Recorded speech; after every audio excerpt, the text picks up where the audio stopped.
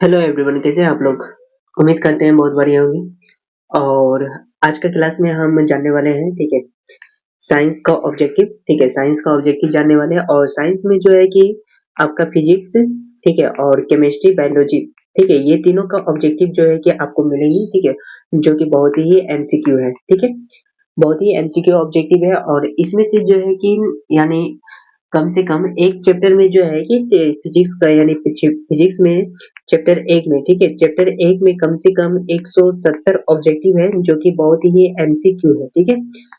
सिर्फ एक चैप्टर में जो है कि 170 ऑब्जेक्टिव है, तो उसके अनुसार आप अनुमान लगा सकते हैं, ठीक है, 4 या 5 चैप्टर का।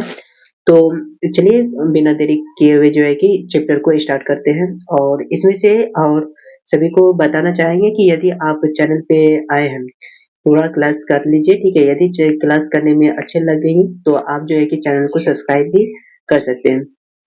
चलिए, इसमें से जितना भी क्वेश्चन क्वेश्चन आंसर है, ठीक है, सभी जो है कि बहुत ही इम्पोर्टेंट है, ठीक है, वैकल्पिक है, मल्टी चॉइस क्वेश्चन है, ठीक है, एमसीक्यू, ठीक है।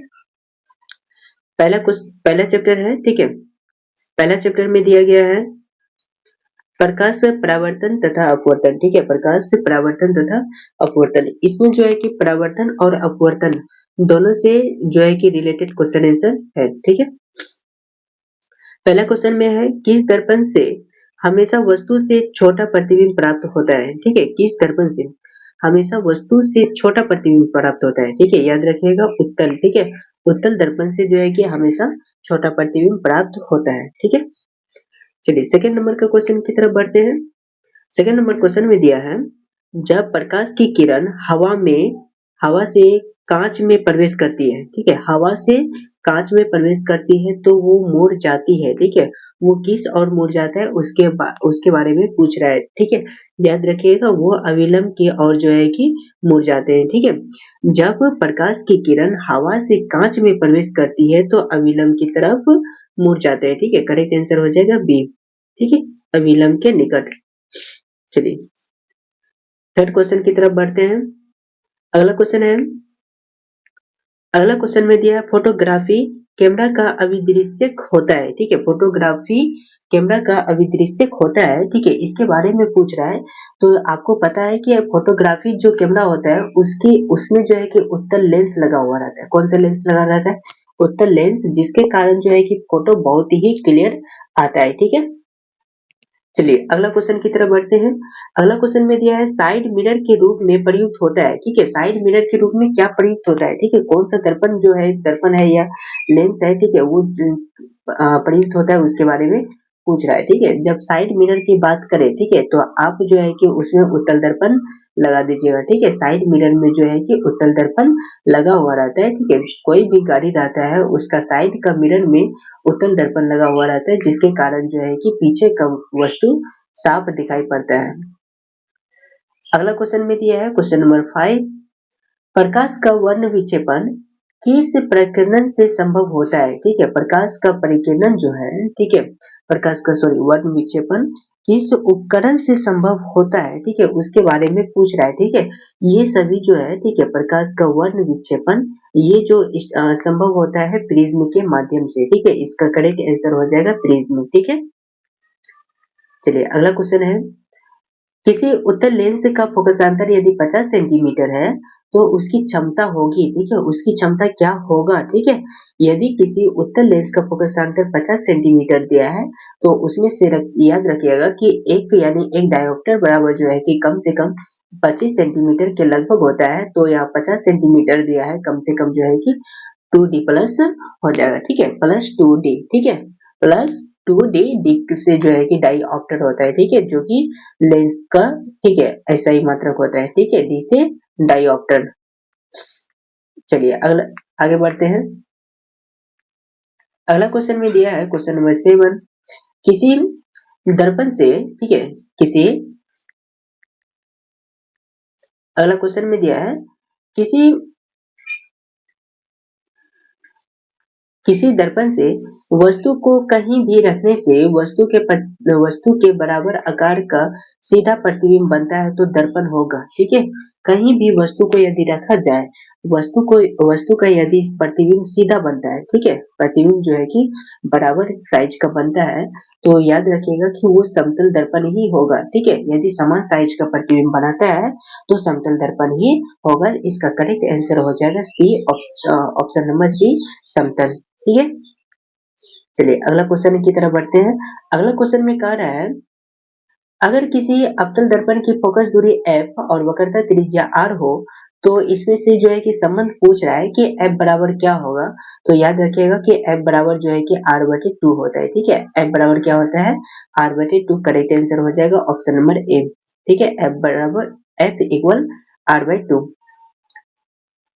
चलिए अगला क्वेश्चन की तरफ बढ़ते हैं। अगला क्वेश्चन में कह रहा है, किसी गोलीय दर्पण, ठीक है, अगला क्वेश्चन में क्या कह रहा है, किसी गोलीय दर्पण की वक्रता त्रिज्या यदि 50 सेंटीमीटर है, तो उसकी फोकस दूरी होगा, ठीक है। फोकस दूरी क्या होगा, यदि दर्पण की वक्रता त्रिज्या, ठीक है, वक्रता त्रिज्या यदि 50 सेंटीमीटर पूछ रहा है, तो फोकस दूरी जो है कि उसका आधा होता है, ठीक है। तो 50 का आधा आप कर दीजिए, क्या हो जाएगा, 25 सेंटीमीटर, ठीक है। करेक्ट आंसर हो जाएगा 25 सेंटीमीटर, ठीक है। चलिए अगला क्वेश्चन की तरफ बढ़ते हैं। अगला क्वेश्चन में कह रहा है, किसी उत्तल लेंस की फोकस दूरी हमेशा होती है, ठीक है। किसी उत्तल लेंस की फोकस दूरी हमेशा होती है। याद रखिएगा फोकस दूरी जो होगा हमेशा जो है कि लेंस का, उत्तल लेंस की फोकस दूरी हमेशा जो है कि पॉजिटिव होता है। उत्तल लेंस की फोकस दूरी हमेशा पॉजिटिव में होता है, और अवतल लेंस यदि रहता तो अवतल लेंस की फोकस दूरी जो है कि हमेशा नेगेटिव में रहता है, ठीक है। इसीलिए यहाँ पे इस क्वेश्चन का आंसर हो जाएगा, ठीक है। Correct answer option number A, positive, ठीक है, पॉजिटिव। अगला क्वेश्चन की तरफ बढ़ते हैं। अगला क्वेश्चन में कह रहा है, अवतल दर्पण से परावर्तन के बाद किरण किस बिंदु से गुजरती है। जब अवतल दर्पण से परावर्तन होता है तो वो जो है फोकस से होकर के गुजर जाता है। इसमें करेक्ट आंसर होगा एफ, ठीक है, फोकस से होकर के गुजर जाता है, ठीक है। चलिए अगला क्वेश्चन है, ये क्वेश्चन बहुत ही इम्पोर्टेंट है, बार-बार पूछा जाता है एग्जाम में, ठीक है। दाढ़ी बनाने में कौन सा दर्पण उपयुक्त होता है, ठीक है। दाढ़ी जो बनाते हैं वहाँ पे जो है कि कौन दर्पण उपयुक्त होता है, ठीक है। इसको किसी तरीके से घुमा के भी पूछ सकता है, जिस प्रकार से दूसरा क्वेश्चन बना करके पूछा है। दाढ़ी बनाने में किस प्रकार के दर्पण का उपयोग किया जाता है, ठीक है। याद रखिएगा उसमें जो है कि अवतल दर्पण जो होता है, ठीक है, अवतल दर्पण का प्रयोग किया जाता है। करेक्ट आंसर सी, ठीक है। दाढ़ी बनाने के लिए, ठीक है, दर्पण, कौन से दर्पण का इस्तेमाल किया जाता है, अवतल दर्पण, ठीक है। चलिए अगला क्वेश्चन कह रहा है, अगला क्वेश्चन में कह रहा है, किसी माध्यम के अपवर्तनांक यानी म्यू इक्वल का मान क्या होता है, ठीक है। याद रखिएगा अपवर्तनांक की बात जब भी बोले, ठीक है, या फिर कभी म्यू दे दे चिन्ह का, ठीक है, म्यू जो रहता है, ठीक है, उल्टा यूनिट का आकार का रहता है, कभी इस प्रकार का दे दे तो याद रखिएगा साइन आई बटे साइन आर होता है, ठीक है। करेक्ट आंसर हो जाएगा ऑप्शन नंबर बी, ठीक है। अपवर्तनांक इक्वल क्या हो जाएगा, साइन आई बटे साइन आर, ठीक है, कोई दिक्कत। चलिए अगला क्वेश्चन में अगला क्वेश्चन में दिया हुआ है, ठीक है। अगला क्वेश्चन में है, किस दर्पण से वस्तु का बड़ा प्रतिबिंब बनता है, किस दर्पण से वस्तु का बड़ा प्रतिबिंब बनता है। याद रखिएगा बड़ा प्रतिबिंब जो बनेगा सिर्फ उत्तल दर्पण से ही बनेगा, ठीक है। बड़ा प्रतिबिंब किससे बनेगा, अवतल दर्पण से ही वो बनेगा, ठीक है। याद रखिएगा किसी दर्पण से यदि बड़ा प्रतिबिंब बनता है तो वो दर्पण जो है अवतल दर्पण हो सकता है। अगला क्वेश्चन में है,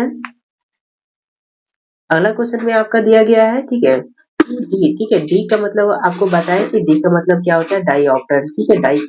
डी का मतलब क्या होता है,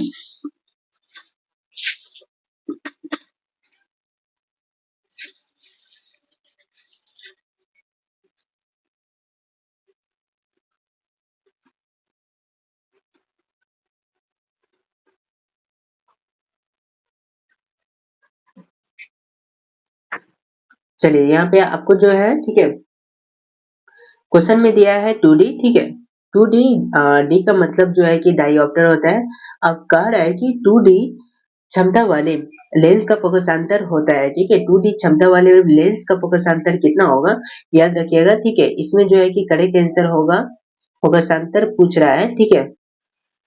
यानी F बराबर हो जाएगा, ठीक है। यदि डायोप्टर का मान दे दिया है तो इसका करेक्ट आंसर जो है कि 50 सेंटीमीटर होगा, ठीक है। कितना होगा? 50 सेंटीमीटर होगा, ठीक है। ये जो है कि पूछा हुआ है 2011 में, ठीक है। लेकिन इसका आंसर जो है कि आपको कितना जगह जो है कि 30 सेंटीमीटर देखने के लिए मिल जाएगा, लेकिन ये आंसर जो है कि हमको अनुचित लगता है। इसीलिए जो है कि 2D क्षमता वाले जो है कि फोकस अंतर होगा, लेंस का फोकस अंतर 50 सेंटीमीटर, ठीक है। चलिए मिलते हैं नेक्स्ट वीडियो में, पढ़ते रहिए, बढ़ते रहिए।